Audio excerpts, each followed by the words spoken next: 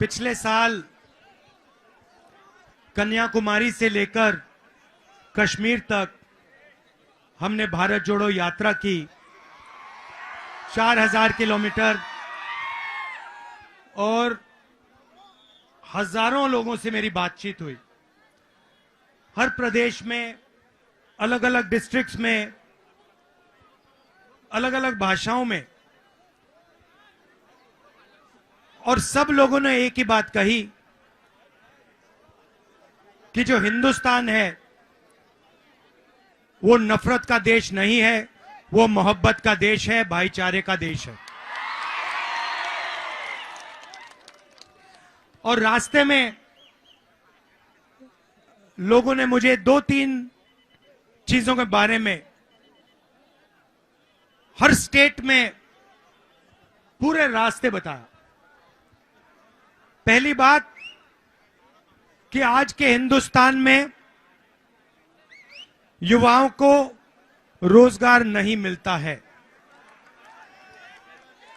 कि बड़े बड़े उद्योगपतियों को देश की पूरी पूंजी पकड़ाई गई है। पूरा का पूरा फायदा 3-4 बड़े उद्योगपतियों को मिलता है, और जो छोटे व्यापारी हैं, स्मॉल और मीडियम बिजनेस वाले हैं, जो गुजरात की स्पेशलिटी है, उनको पूरे हिंदुस्तान में एक के बाद एक खत्म किया जा रहा है।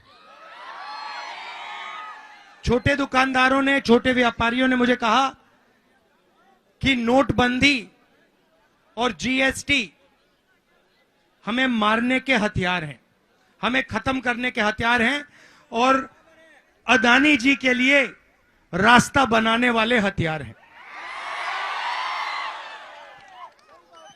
तो जो देश को रोजगार देते थे, जो देश की रीढ़ की हड्डी हैं, स्मॉल मीडियम बिजनेस वाले, छोटे व्यापारी, जो स्मॉल मैन्युफैक्चरिंग यूनिट चलाते हैं, उन सबको सरकार ने खत्म कर दिया है।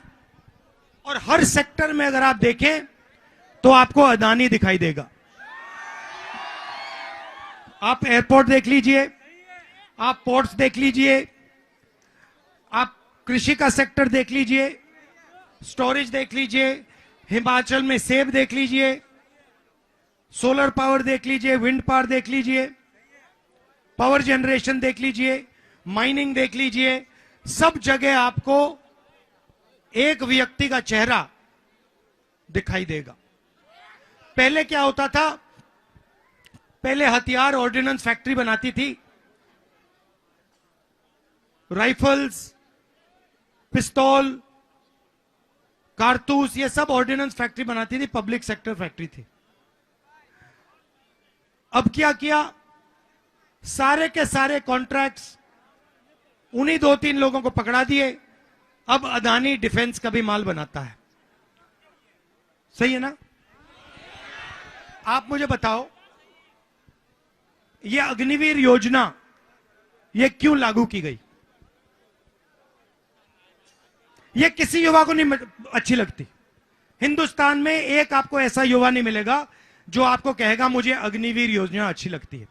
ये सेना को भी अच्छी नहीं लगती, आर्मी के लोगों को भी अच्छी नहीं लगती। क्यों? क्योंकि वो चाहते हैं कि उनके जवानों को 4-5 साल की ट्रेनिंग लगे। वो चाहते हैं कि उनके जवानों को लगे कि हमारी भी रक्षा है, हमारी पेंशन मिलेगी, हमारी कैंटीन होगी। तो ये सिर्फ इसका एक ही कारण है, जो पैसा सेना में जवानों की ट्रेनिंग के लिए जाता था, उनकी पेंशन के लिए जाता था, उनकी कैंटीन के लिए जाता था, वो पैसा अब सरकार अदानी जी को हथियार बेचने में देना चाहती है। अब हुआ क्या? 2 तरीके के शहीद हो गए। एक जो नॉर्मल आर्मी का जवान है, और दूसरा जो अग्निवीर है।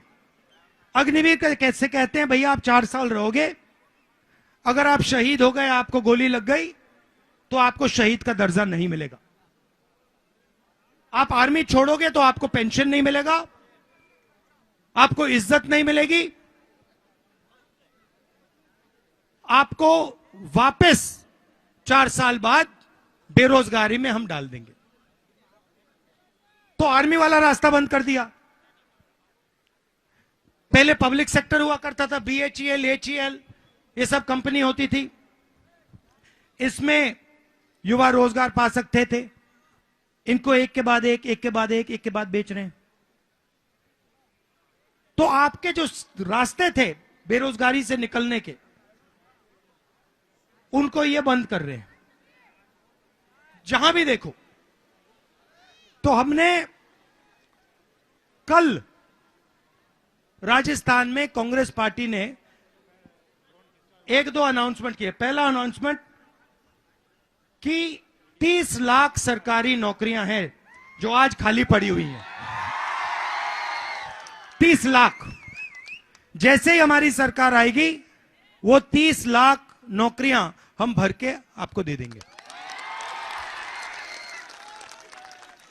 हमने एक नया कानून बनाएंगे, अप्रेंटिसशिप का कानून।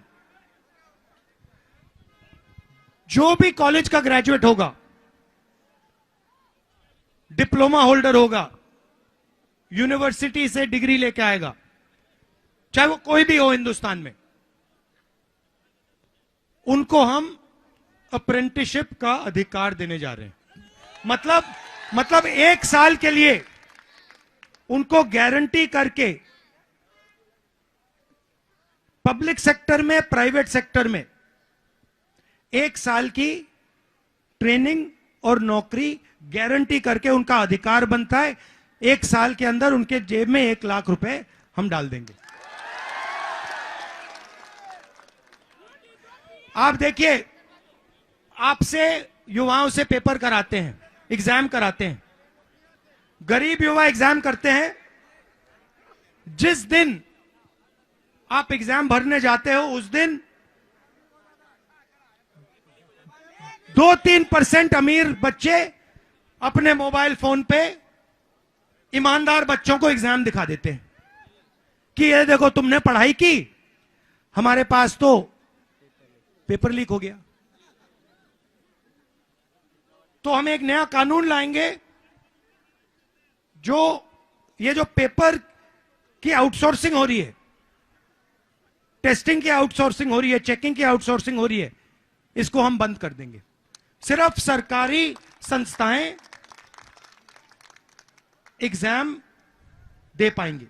और अगर किसी ने पेपर लीक करवाया तो उस पर जबरदस्त कार्रवाई, कानूनी कार्रवाई एकदम हम शुरू कर देंगे। तो यह हुई बात बेरोजगारी की। मेन सवाल यह है कि 90% लोग खेती करते हैं, मजदूरी करते हैं, ईमानदारी से काम करते हैं, और हिंदुस्तान में उन 90% को कहीं भागीदारी नहीं मिलती। आप बड़ी बड़ी मीडिया कंपनी देख लो, बड़ी ब्यूरोक्रेट्स को देख लो, आपको जो 90% आबादी है हिंदुस्तान की, वो लोग आपको इसमें नहीं मिलेंगे। तो ये हम बदलना चाहते हैं कि गरीब व्यक्ति, चाहे वो किसान हो, मजदूर हो, छोटा दुकानदार हो, जो हाथ से काम करता है, उनके लिए भी बैंक के दरवाजे खुलें। आज क्या होता है, नरेंद्र मोदी जी ने हिंदुस्तान के सबसे बड़े अरबपतियों का 16 लाख करोड़ रुपया माफ किया है। 16 लाख, मतलब आप जानते हो 16 लाख करोड़ कितना होता है? आम आदमी समझ ही नहीं सकता ये 16 लाख करोड़ कितना होता है। मैं आपको बताता हूं। 65,000 करोड़ रुपए, 65,000 करोड़ रुपए में 1 साल का मनरेगा चल जाता है। ठीक है, मतलब नरेंद्र मोदी जी ने 20-25 लोगों को 24 साल का मनरेगा कर्जा माफ करके दे दिया। और एक किसान का पिछले 10 साल में नरेंद्र मोदी ने कर्जा माफ नहीं किया, एक मजदूर का कर्जा माफ नहीं किया, एक स्टूडेंट का कर्जा माफ नहीं किया। तो इन लोगों ने क्या गलती की है कि अदानी का लाखों करोड़ रुपए कर्जा माफ हो जाता है, बड़े बड़े अरबपतियों का लाखों करोड़ रुपए हो जाता है, मगर जो देश को बनाते हैं, चलाते हैं, किसान, मजदूर, छोटे दुकानदार, स्टूडेंट्स, इनका 1 रुपया कर्जा नहीं माफ होता। नरेंद्र मोदी जी ने मेक इन इंडिया की बात की थी, स्टार्टअप इंडिया की बात की थी। कितने स्टार्टअप दिखे आपको? कहीं है? एक स्टार्टअप नहीं है। और वो जो हैं वो सारे विदेशी कंपनी, विदेशी पैसे के कंट्रोल में है। तो हमने निर्णय लिया है कि 5,000 करोड़ रुपया हम हिंदुस्तान के गरीब युवाओं के लिए फंड बनाएंगे। और वो फंड दिल्ली में नहीं होगा, वो फंड डिस्ट्रिक्ट और ब्लॉक लेवल पे जाएगा। मतलब स्टार्टअप कंपनी शुरू करने के लिए किसान के बेटे, मजदूर के बेटे, हर डिस्ट्रिक्ट में 10 से 20 करोड़ रुपए उनके लिए हम भेज देंगे, ब्लॉक में और डिस्ट्रिक्ट में। तो यह फर्क है हम में और उनमें। हम लोगों को जोड़ने का काम करते हैं, वो नफरत फैलाते हैं। हम गरीब लोगों की मदद करते हैं, वो 2-3 बड़े बड़े उद्योगपतियों को हिंदुस्तान का पूरा धन पकड़ा देते हैं। आप सब आए, इतने प्यार से आपने मेरी बात सुनी। आप सबका दिल से बहुत बहुत धन्यवाद। जय हिंद।